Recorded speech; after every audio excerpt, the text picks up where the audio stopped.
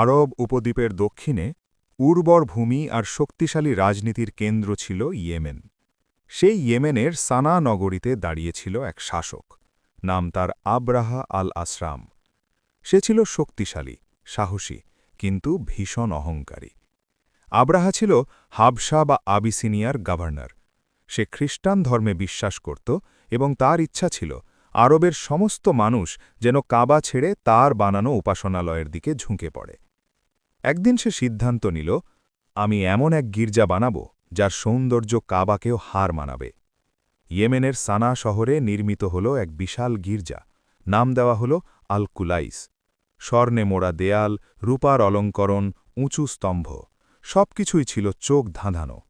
আব্রাহা ঘোষণা করল, এখন থেকে আরবের হজ হবে এখানে, কাবা নয়, এই গির্জাই হবে কেন্দ্র। কিন্তু আরবরা কাবাকে শুধু একটি ঘর হিসেবে দেখত না।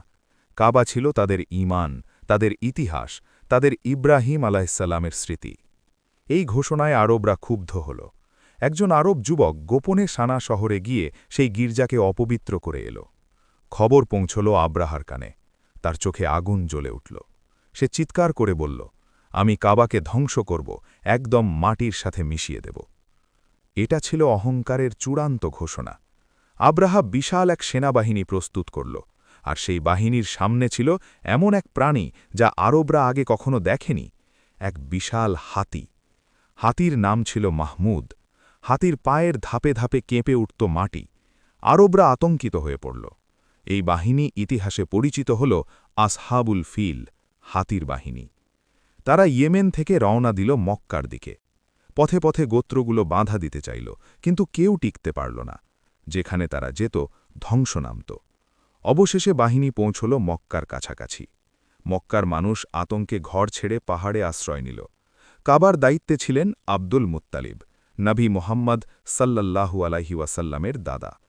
আব্রাহার সৈন্যরা তার উঁটগুলো লুট করে নেয়। আব্দুল মুত্তালিব সাহস নিয়ে আব্রাহার দরবারে গেলেন। আব্রাহা তাকে দেখে অবাক হল। সে ভাবল, এত মর্যাদাবান মানুষ নিশ্চয়ই কাবা রক্ষার জন্য এসেছে। কিন্তু আব্দুল মুত্তালিব শান্ত কণ্ঠে বললেন, আমার উঁটগুলো ফিরিয়ে দিন। আব্রাহা হাসল। সে বলল, আমি ভেবেছিলাম তুমি কাবার জন্য কথা বলবে, অথচ তুমি উঁটের কথা বলছ। তখন আব্দুল মুত্তালিব ইতিহাসে অমর হয়ে যাওয়া একটি কথা বললেন, উঁটের মালিক আমি, আর এই ঘরের মালিক আল্লাহ। এই কথায় কোনো অহংকার ছিল না, ছিল পূর্ণ তাওয়াক্কুল। তিনি উঁট নিয়ে ফিরে গেলেন। মক্কার মানুষ পাহাড়ে আশ্রয় নিল। কাবা রইল নিঃসঙ্গ।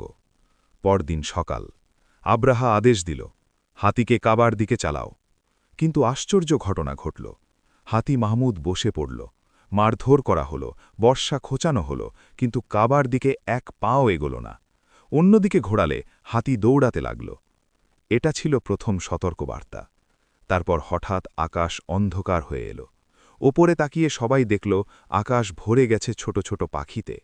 এই পাখিগুলোর নাম ছিল আবাবিল। প্রতিটি পাখির ঠোঁট ও পায়ে ছিল ছোট পাথর, সিজ্জিলের পাথর। আল্লাহর হুকুমে সেই পাথরগুলো নেমে এলো। একটা পাথর, একটা সৈন্য। পাথর লাগার সাথে সাথেই দেহ ঝলসে যেতে লাগল, মাংস খসে পড়তে লাগল। সেনারা ছুটোছুটি করতে লাগল। কেউ বাঁচতে পারল না। আব্রাহা নিজেও আক্রান্ত হল। তার শরীর ধীরে ধীরে পুঁছতে লাগল। সে পালাতে চেষ্টা করল। ইয়েমেন পর্যন্ত পৌঁছল ঠিকই, কিন্তু সেখানে পৌঁছে তার দেহ ছিন্ন ভিন্ন হয়ে মারা গেল। কাবা অক্ষত রইল। কোনো মানুষ যুদ্ধ করেনি, কোনো অস্ত্র ওঠেনি, শুধু আল্লাহর আদেশ আর আকাশের সৈন্য। এই ঘটনাটি কোরআনে চিরস্থায়ী করে রাখা হল, সূরা আল ফিল। এই ঘটনা ঘটেছিল এমন এক বছরে, যে বছরে জন্ম নিয়েছিলেন শেষ নবী মোহাম্মদ সাল্লাল্লাহু আলাইহি ওয়াসাল্লাম। ইতিহাস তাকে বলে আমুল ফিল, হাতির বছর। এই ঘটনা আমাদের কি শেখায়? ক্ষমতা আল্লাহর হাতে। অহংকার ধ্বংস ডেকে আনে, আর আল্লাহ তার ঘর নিজেই রক্ষা করেন। আজও কাবা দাঁড়িয়ে আছে, আর আব্রাহার নাম শুধু সতর্কবার্তা। যদি আল্লাহ চান, একটা পাখিও যথেষ্ট একটা সাম্রাজ্য ধ্বংস করতে।